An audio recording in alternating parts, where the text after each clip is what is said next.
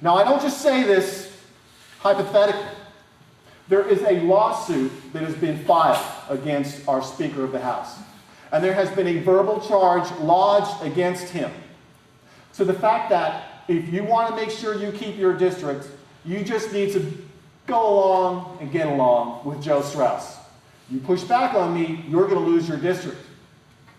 And there's also an ethics charge and a criminal charge against our Speaker of the House currently about the way funds were transferred to representatives that were in contested cases.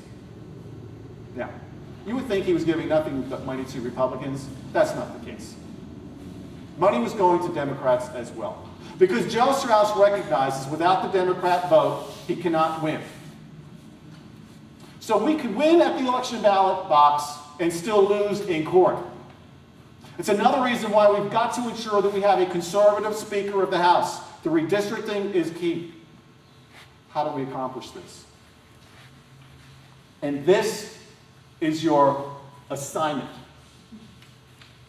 And this is not just your assignment. You've got to go home and tell all your friends that are normally here tonight that come to these events, they need to be active as well. We have one saving grace.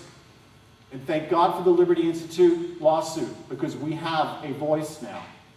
We must insist that there is a Republican caucus, a meeting of the Republicans, majority of our representatives, where they get together as a group and they vote up or down in a secret vote for who the next Speaker of the House should be.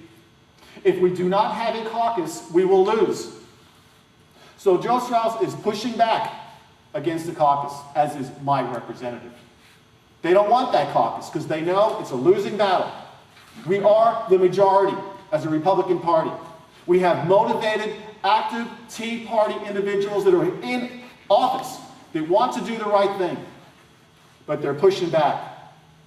Pushing back to the point where Joe Straus actually has a consulting firm working with him to help manipulate the politics within the Republican Party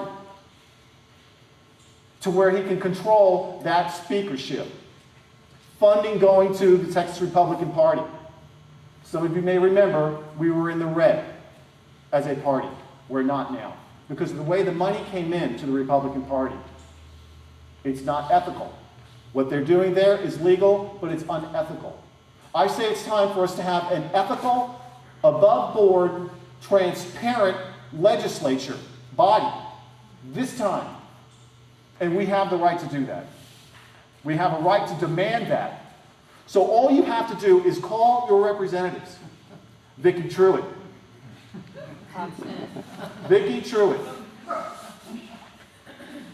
And Tan, because I guarantee the pressure is on Tan. The pressure will be on Tan the closer we get. And you need to tell them, you represent us. We have a representative that's just south of Dallas who gave his pledge to Straus. And he's supposedly a conservative. And he came to a Tea Party event, just like this, speaking like I did. And someone said, Jerry, who are you going to support for Speaker? Well, I signed a pledge card to Joe Straus. And I'm a West Point graduate. My word means everything. Excuse me? Your word is to the people that elected you. He is giving power to Straus because it helps him maintain his power position. They've stopped representing us. Pick up the phone and call these people. Call them up and be vocal and serious and stern and threaten them. I'll run against you if you don't do what I want. They want to get reelected. That's what this is all about. It's power and long-term political ambitions. And if they truly believe that they're going to get voted out of office, they will change their vote. But it has to be a groundswell movement. And I'm not the only one that's doing this. There are individuals like me across the state of Texas that are giving presentations just like this, praying to motivate the people that come to these events to recognize this is a pivotal time in the state of Texas as well in America. What we do these next few weeks will have impact on our state and our future. I think most of you probably recognize that. cannot emphasize the importance of this particular point in time right now. We are in a battle for the sovereignty and the freedom and the Constitution of our country.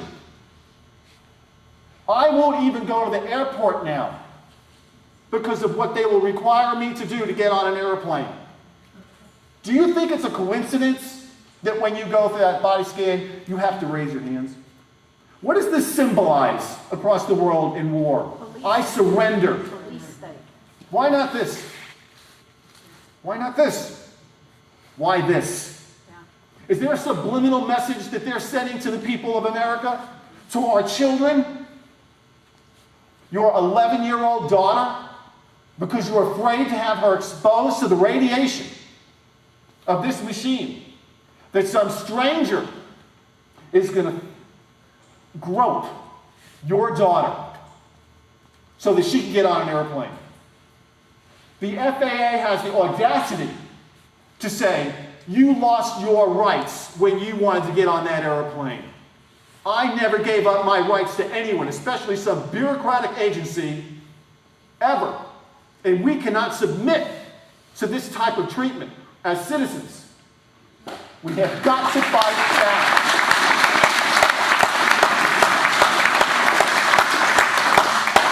The FAA is a federal agency.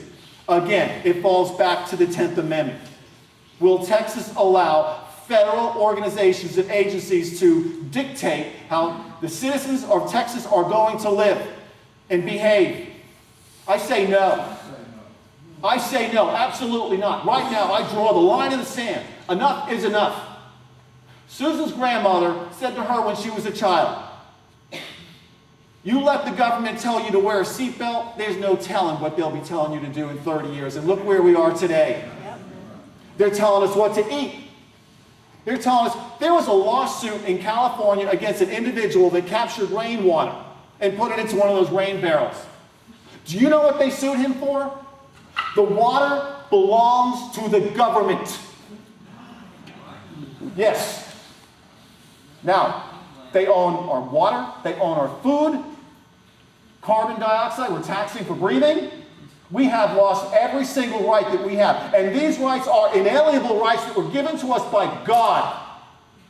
And we have allowed God to be taken out of our country. And we're suffering the consequences. But I believe with all my heart that God was giving us one more opportunity in this previous election. And I believe that we answered that call. I believe we answered the call. Now the battle is here in our state. And it's key. Because if we're going to fight against the federal government, it's going to be fought at the state level. And Texas is key. Texas proved how important we were just through the State Board of Education.